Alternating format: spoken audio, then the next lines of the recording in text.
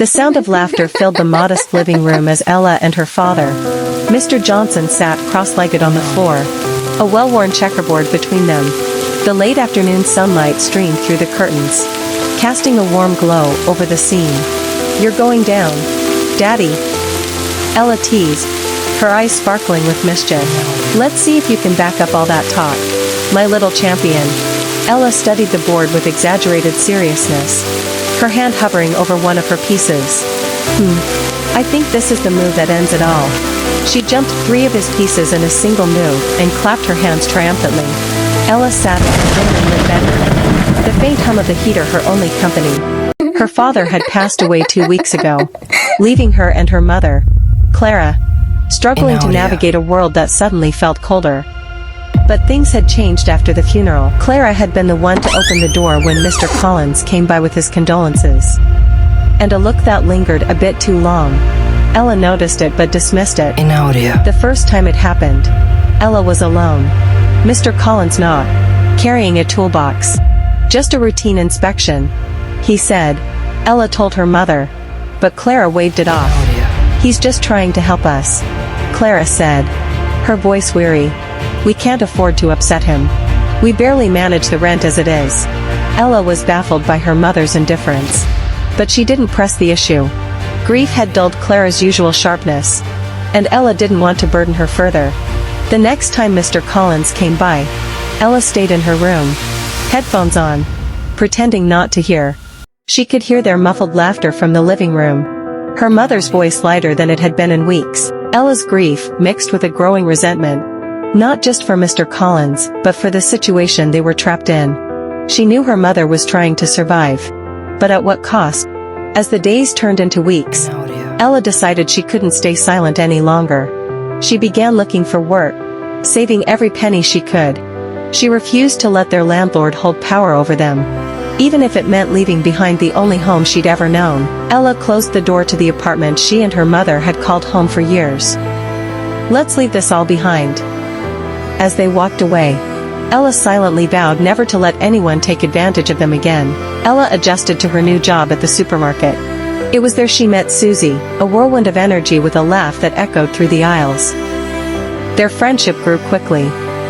When Susie announced she'd found an affordable apartment, Ella's stomach dropped. "Where is it?" Susie gave the address, and Ella froze. "That's where I used to live," she said, her voice tight. "And the landlord, he's not what he seems." Susie shrugged. "I'll keep an eye out. Thanks for the heads up, though." Despite Ella's warnings, Susie moved in. At first, things seemed fine. Mr. Collins was polite and helpful, even fixing a leaky faucet on her first day.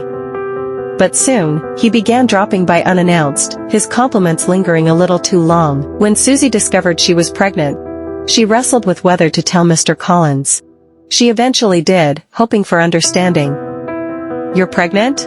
he said, his smile fading. "Do you expect me to celebrate?" Susie crossed her arms. "I expect you to take responsibility." Mr. Collins laughed bitterly. "You think you can trap me with a baby? You'll regret this." Shaken, Susie began secretly recording their conversations, determined to protect herself if things escalated. She confided in Ella, who begged her to leave. "I'm not letting him scare me," Susie said firmly. The argument began as soon as Susie opened the door. "You've gone too far this time," Mr. Collins hissed, stepping inside uninvited. Susie stood her ground. "This is your child, too. You can't just walk away. I'm not letting you ruin me," he snarled, his face dark with rage. The fight turned physical, and in a moment of fury, he struck her. Susie stumbled, hitting her head on the table. Mr. Collins froze as her body went limp. "No, no, no," he muttered, pacing. He grabbed her phone and deleted the recordings, his hands trembling.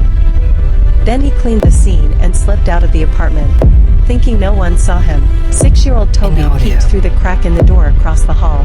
He saw Mr. Collins leave, a stain on his shirt and fear in his eyes. "Mama," Toby whispered later, tugging on her sleeve. The landlord was in Miss Susie's house last night. He looked scared.